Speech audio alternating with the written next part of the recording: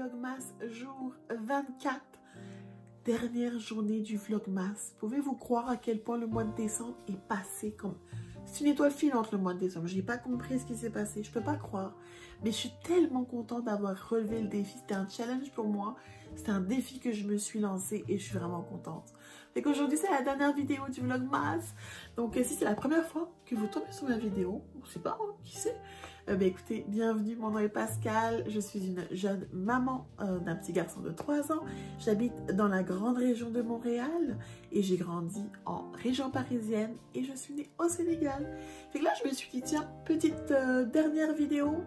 Ça pourrait être le temps de répondre aux 3 questions que j'ai reçues. J'ai lancé comme ça en story sur Instagram. J'ai demandé si vous aviez des questions. Écoutez, n'hésitez pas. Donc, j'ai reçu des questions. 3 questions. Je vais y répondre quand même. Et puis, écoutez, parler un petit peu de cette année, hein, 2021 qui s'achève. Et puis, parler un peu de mes objectifs pour 2022. Donc, voilà, on va commencer. Je vais répondre aux questions que j'ai reçues. Je vais juste aller les chercher parce que je filme avec mon téléphone. La technologie, c'est pas trop mon truc. Ok. Oui. Les réponses, je vois les réponses. Oui, ici. Ok. J'avais 3 questions, je sais. C'est 2 questions d'Audrey, dans la tête d'Audrey, qui est également une vlogueuse.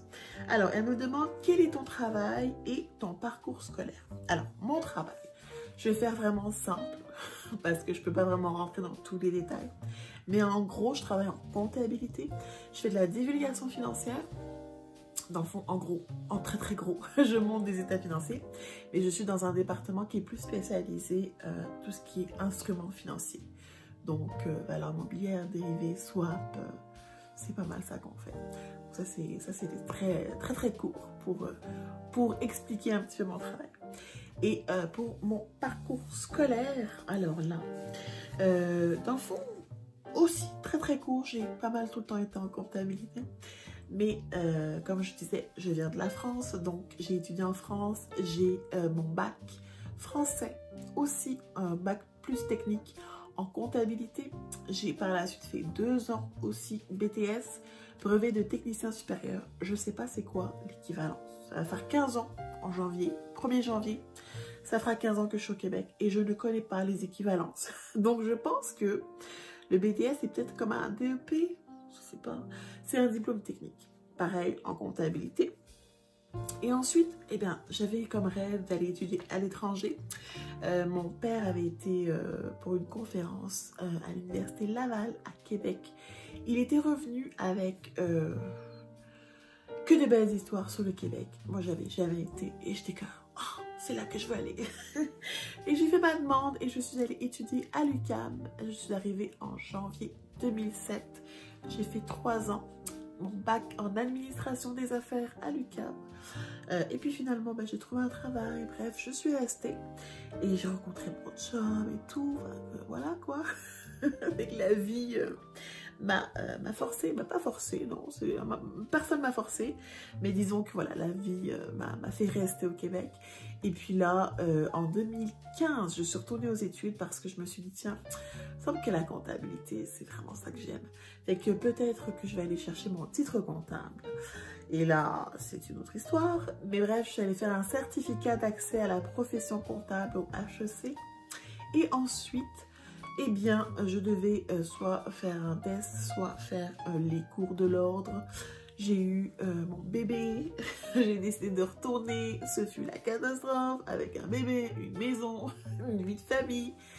C'est chapeau à toutes les personnes qui le font parce que j'ai pas été capable. Et puis, ça a été trop difficile pour moi. Fait que j'ai arrêté et j'avais mis un petit stop, une petite pause. Et finalement, après le décès de mon père à l'automne dernier, l'automne 2020, eh bien, j'ai pris la décision d'arrêter complètement le programme. Mais je vous dirais qu'aujourd'hui, à ce jour, je n'ai pas encore fait mon deuil à 100%. Donc, qui sait? Je n'ai pas, j'ai pas mis une croix définitive sur le titre comptable parce que je travaille avec des comptables qui m'inspirent au quotidien. Il y a une petite portion de moi là qui me dit, oh, peut-être que, qui sait. L'avenir nous le dira. Donc voilà, j'espère que ça répond à ta question, Audrey. Je vous mettrai sa chaîne dans la barre de description. Je l'aime beaucoup, c'est une de mes découvertes de cette année.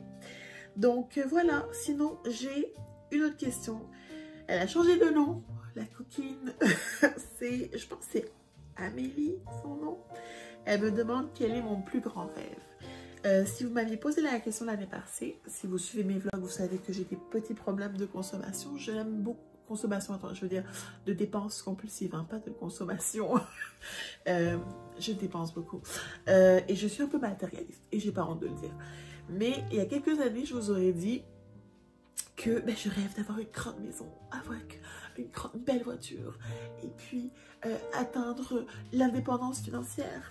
C'était ça mon rêve. Je dis pas que c'est pas ça mon rêve, ça fait partie de mes rêves. Mais mon rêve, en réalité, là, et c'est très kitsch, attention, kitsch et quétainitude, comme on dit au Québec. Mais en fait, on dit pas ça, on dit quétaine, mais bref. C'est vivre en santé. C'est con, hein? Mais c'est ça, vivre en santé longtemps pour pouvoir profiter le plus longtemps de mon petit garçon et de mes proches, des gens que j'aime. Parce que la vie, et notre famille pourra vous dire que la vie est courte. Les dernières années n'ont pas été faciles pour notre famille. Alors je dirais que la santé, c'est mon plus grand rêve. La santé, très longtemps, pour pouvoir vraiment profiter et être heureuse et avoir la paix. Mais en tout cas, on ne sait pas ce que l'avenir nous réserve, mais disons que, ouais, c'est ça. J'espère que ça répond à ta question. Et que c'est ça pour les questions. Écoutez, petit bilan de 2021. Une année qui s'achève. Ça a commencé sur des chapeaux de roue. Ça n'a pas été facile. Ça a été un début difficile. En toute honnêteté, j'ai fait une dépression. Je rigole comme ça, mais c'était pas drôle l'année passée. Je pleurais beaucoup. Je me reconnaissais pas. J'étais plus moi-même. Et grâce à des gens extraordinaires, j'ai eu un accompagnement formidable. J'ai la chance d'avoir un programme aussi d'aide aux employés qui est formidable. J'ai un patron, une équipe extraordinaire. Voilà, ça m'a donné envie d'être là pour eux. Ça m'a donné le goût, la motivation de retrouver qui j'étais. J'ai pas vraiment d'autre façon de le dire en fait.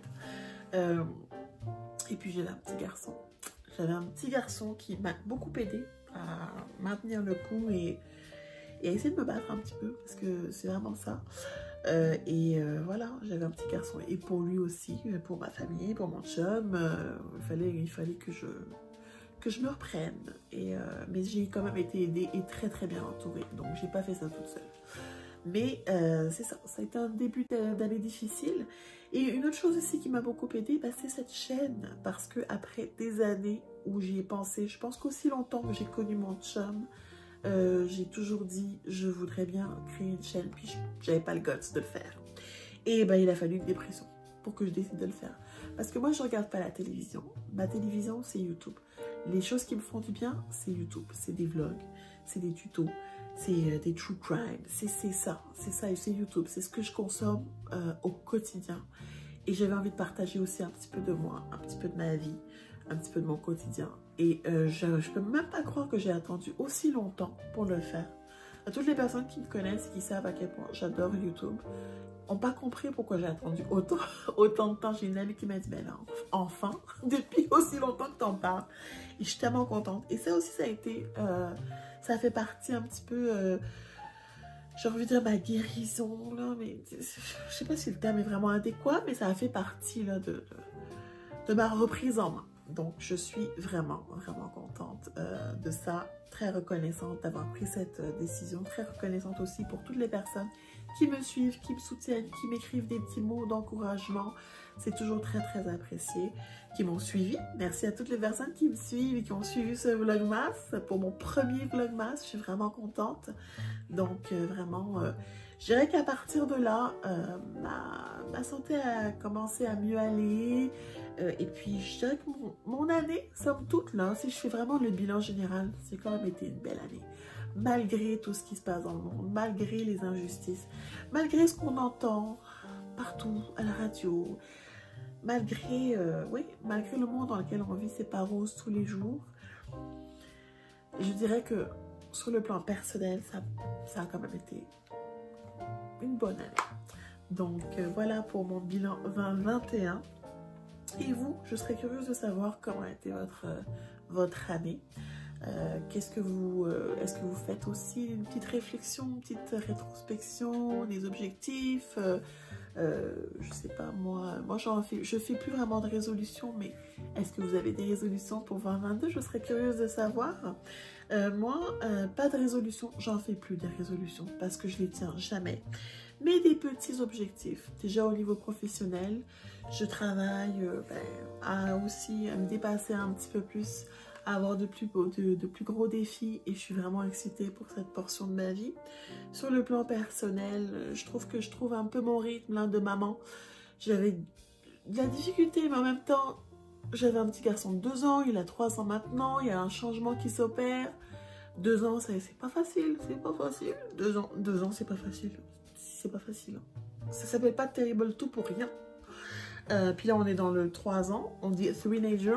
J'aime pas les étiquettes en général. Mais je comprends le terme. Je comprends les étiquettes, même si j'aime pas les utiliser.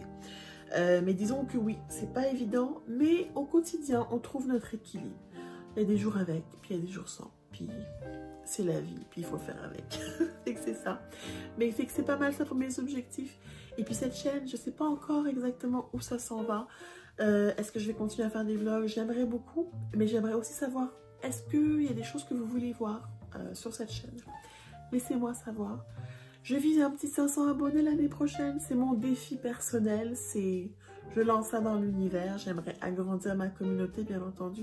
On dit toujours qu'on fait pas ça juste pour les vues, mais en réalité, on aime quand même ça, qu'on nous regarde et puis qu'on interagisse avec nous. Là, on fait pas ça pour avoir 0 vue.